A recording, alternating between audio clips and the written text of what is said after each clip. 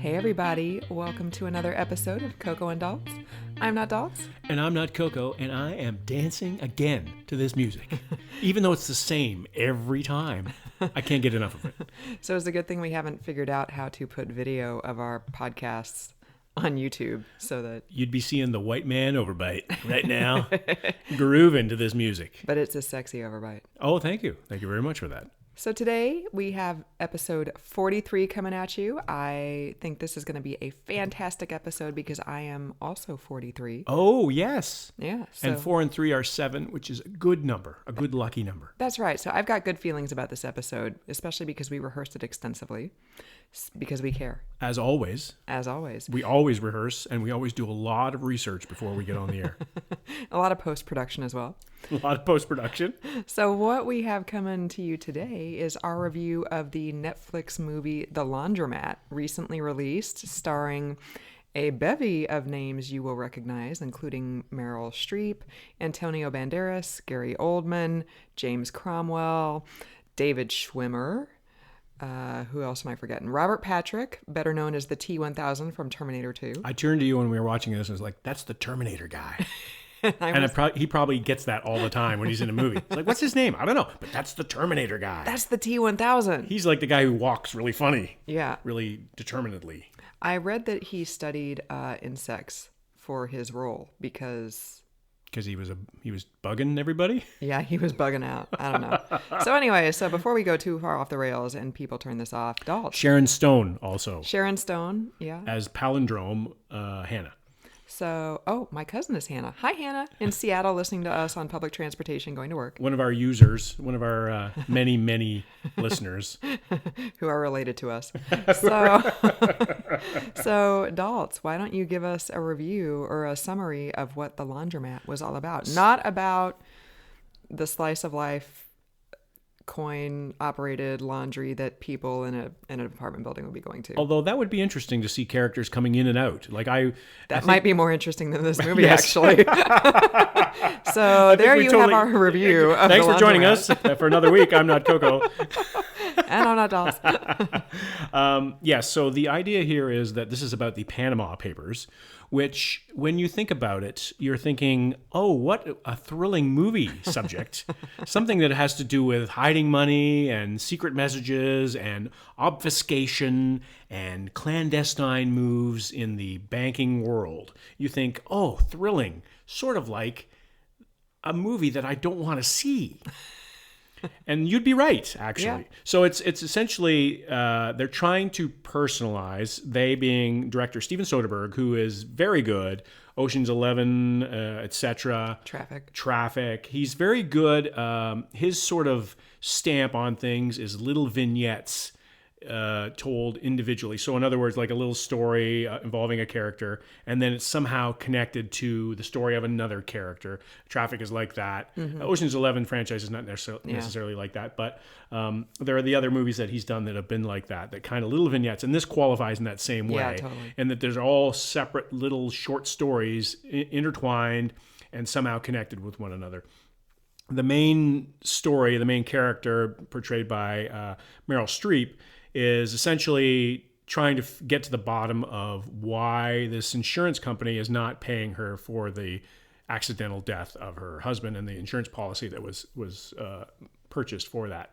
And it leads to her being sort of a grandmotherly, sort of like Murder, She Wrote for insurance companies. Like an old chick Ronan Farrow. Right. Right. Yes. Our Catch and Kill review coming soon to a podcast near you.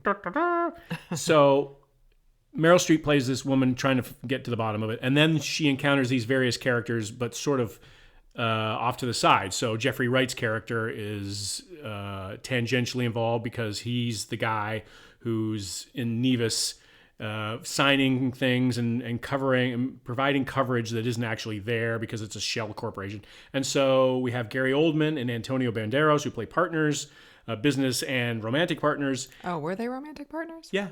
I didn't get that at all. Oh, you didn't get that? I didn't get that at all. Oh, maybe they weren't then. I thought they were because maybe I was making assumptions because of the accents? shoes they were wearing. the foofy accents and the Well, the well dressed. Yeah. So partners. I mean, they could have been. Partners nonetheless. That would be a very handsome couple. At least, yeah, I thought that they were partners. I got the sense that they were romantic partners. But anyway, let's just forget we went over that.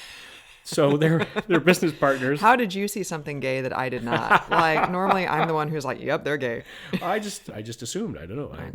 Maybe that's a bad thing on my part. But so they're the guys that are in charge of this shell corporation manufacturer. They set up shell corporations fabricator. for people who want to hide money. Right. And so they're story, like the narrators too. Yeah. They kind of narrate the whole thing. And they break the fourth wall, so they're talking to the camera all the time, and it's I wanted to like this movie. I didn't know a lot about it. I was reading, like most people do these days, link texts saying it was good, and Meryl Streep and The Laundromat and coming to Netflix and Steven Soderbergh.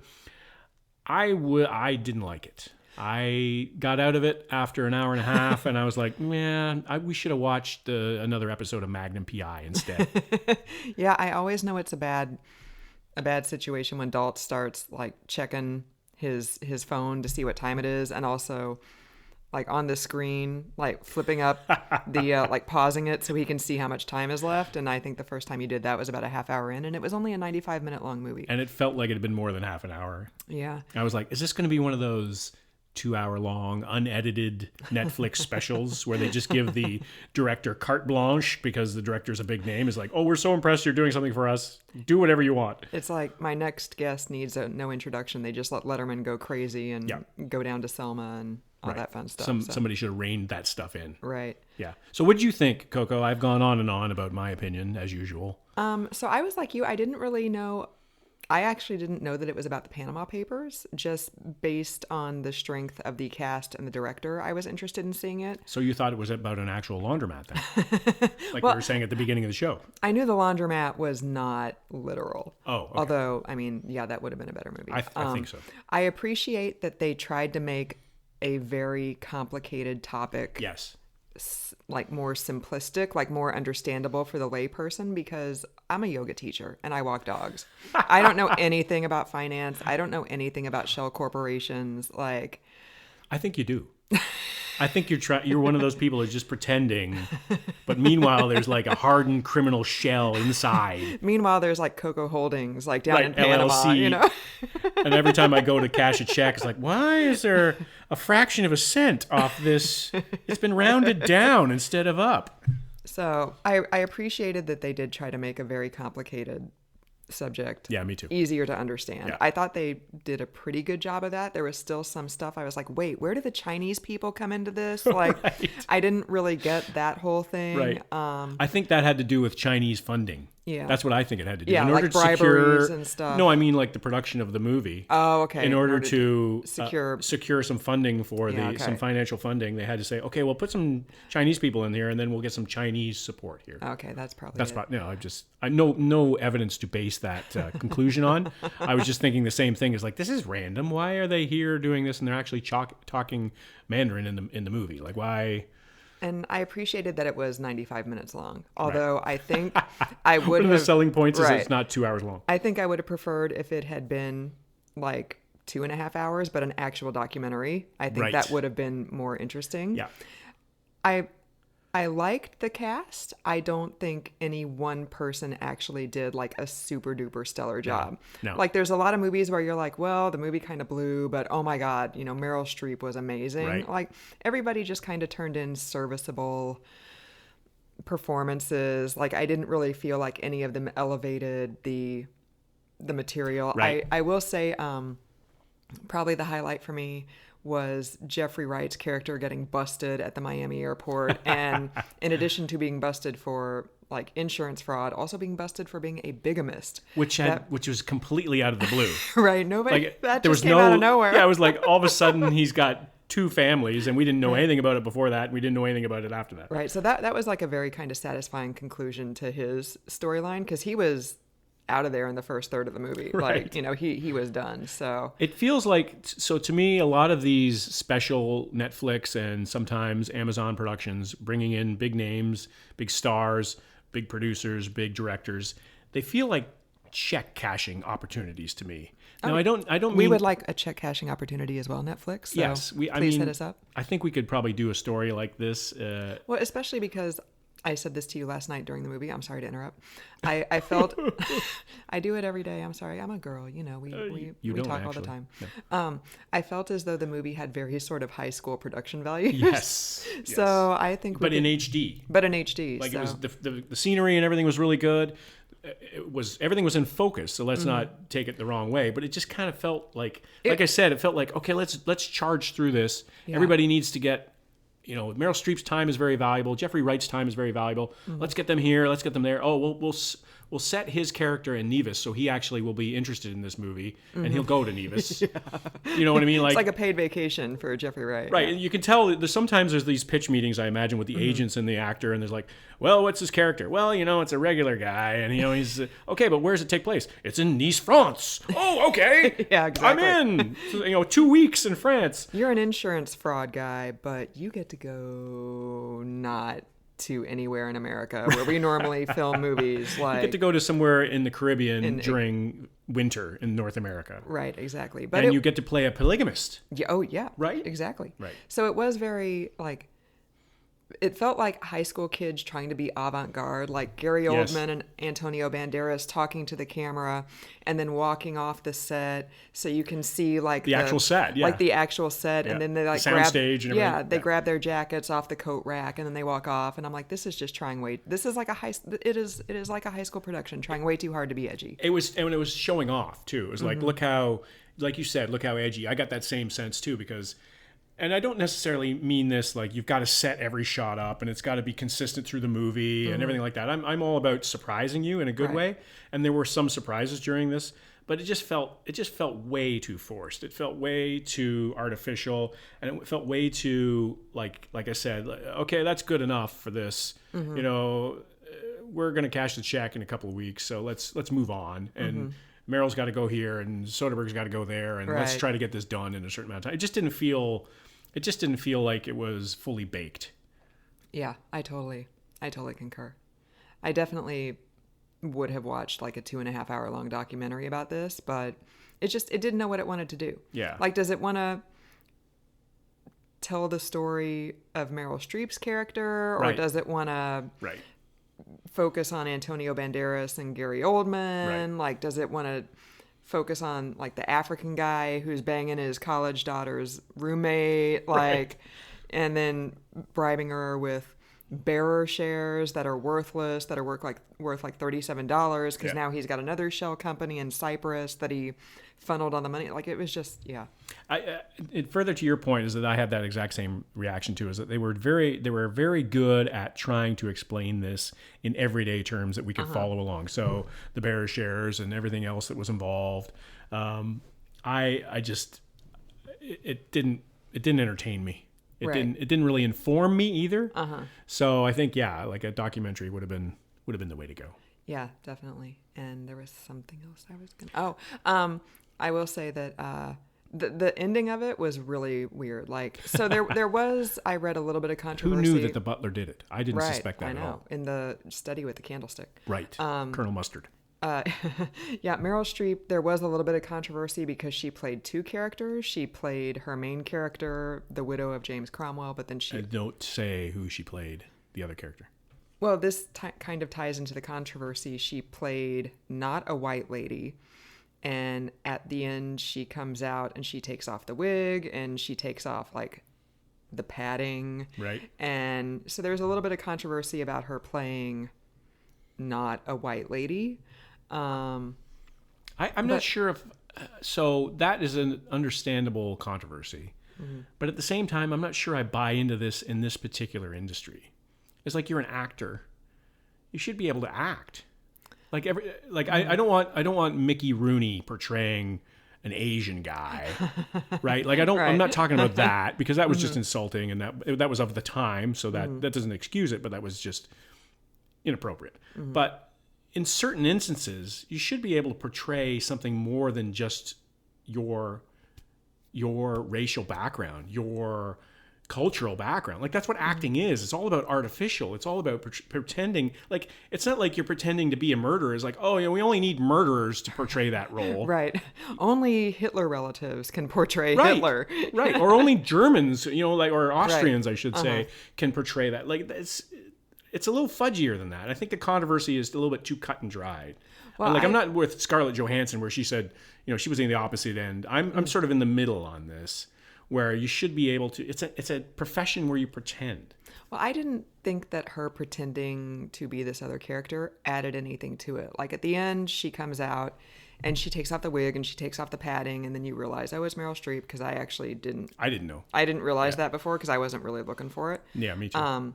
But I was thinking that actor's actually pretty good. She's pretty good at doing what she was doing. I didn't think, oh, that's Meryl Streep. Yeah, but I was like, so at the end she came out and she did all that, and then she gave this big kind of speech about how we need financial reform and this stuff needs to stop, and it's hurting people and blah blah blah. And I'm like, so why couldn't they have just hired like a different actress to play the second role that she played, and she could just come out as the widow of James Cromwell? Like, I mean, I get the second character that she played, but they need a reveal moment, right? I mean, that's why they did it. I don't know. I just that didn't. Even though I was surprised that it was her, even though I knew that there was the controversy about her playing this other character, like, I was surprised it was her, but it didn't blow me away. I wasn't like, whoa, Gary Oldman took his mask off and it was Meryl Streep, like it's Scooby-Doo, like. It wasn't a Sixth Sense kind of moment. Right, yeah, totally. Yeah. So I didn't. And that felt a little bit show-offy too. It was like, oh, I can portray this, so I was this character. You know what I mean? By Meryl Streep saying, oh, that was actually me acting. Yeah. And so there's a lot of fourth walls being broken down in this one, and intentionally, but it just didn't work. I think that the acting was very good. I think the performances were good. I didn't think it was the sum of its parts. Yeah, definitely. It didn't know what it wanted to be. It didn't know what it wanted to be, and there were just too many disparate stories that were trying to be connected. And again, it's like one of those, sometimes you see those movies, like some of the movies in the past, I'm trying to think of The Player. The Player is a good example of a movie where, from the 80s or the 90s, where there's a bunch of scenes stitched together with all these high-profile actors who couldn't get together at the same time. Right. So they filmed these segments separately, and then they tried to stitch it together into one movie. This kind of feels like that. It kind of feels like a stitched together version of several independent movies that the actors could only be in those, for 3 days on set or whatever it happens to be. So it's too bad, because there's a real opportunity there, and the talent is there. And Soderbergh, I still like Soderbergh as a director. I think he's great. Ocean's 11 franchise, I think, is I was entertained by it. I mean, how could you go wrong with that cast? Right, exactly. But at least that's a very good example of him having a star-studded cast and pulling something together that was cohesive and linear and entertaining, and it made sense from start to finish. Some of the plot points in those movies were a little convoluted, a little complicated. Because of the nature of the beast. Because it's a heist movie, right? So it's going to be, eventually you're going to be like, what is he doing right there? And what's in the bag? Like, what's in the box? What's in that box? No, that's a different. Oh, okay. Yeah. So, but anyway, I thought it was a valiant attempt. Let's chalk that up as a valiant attempt to educate while entertaining. Educate and entertain about a very complicated and important subject. Like, the Panama Papers are a big deal. And it said at the end, too, that the guys that Gary Oldman and Antonio Banderas portrayed only spent a few months in prison. Yeah. So... And ruining all these lives. Yeah, for ruining all these lives and causing, a lot of upheaval to the financial system. Like, how many... Like, the Queen doesn't... She's got a lot of money in offshore accounts. That came out in the Panama Papers. So if the Queen's not paying tax and it's austerity season in the UK, and who knows how much worse it's going to be thanks to Brexit, well, there we go. It's all interconnected. So. And that's a topic for another podcast, I'm sure. Please go back and listen to our podcast when Prince Harry and Meghan Markle had their baby. Speaking of the British royal family. And we came up with alternative names for the young progeny. And some of them were classics. I bet you after that podcast, if you checked birth records, you'd see some of the names that we suggested show up in birth records. Cornwall Vegemite. Cornwall Vegemite. How can you go wrong with that? So Cornwall, if you're out there listening, you have us to thank for your name. And on that note, do you have anything else to add about the Laundromat? No, I'd say if it was a thumbs up, thumbs down, 1 to 10, A to F, I would say don't watch it. Okay. I'd give it... How many Cocoa Paws would you give it? I'd give it in the C- D+ range. Yeah. Yeah. I'm glad we didn't go see it in the theater because there was theatrical release for it in order to qualify for the Olympics. The Olympics? Yes. That's how little Daltz cared for this movie. He doesn't even know what it's competing for. And his face is now really red. I think it's like the shot put. I don't think anybody's going to get nominated for this. I don't think so either. I think this is gonna. I think they're gonna put Netflix is gonna put all their money into The Irishman. Yeah, The Irishman. Yeah. I think that's which is getting fantastic reviews. Right, and as soon as it shows up on Netflix, we're gonna watch it. Yeah, we're gonna binge watch it, and it's only like about 8 hours long. So we'll have a podcast right after that. I know you're looking forward to that. I'm sorry. Yeah, the Martin Scorsese. Martin Scorsese.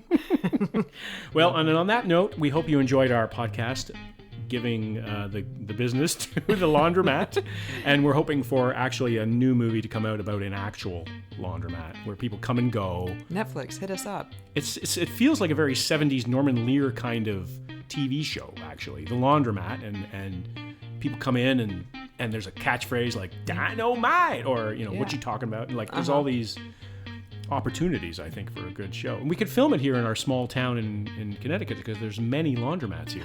I think actually there's probably disproportionately a number of laundromats compared to the wealth of the town. We'll have to check that out. We'll have to do some research and we'll get back to you on that. So for another week, I'm not Daltz. And I'm not Coco.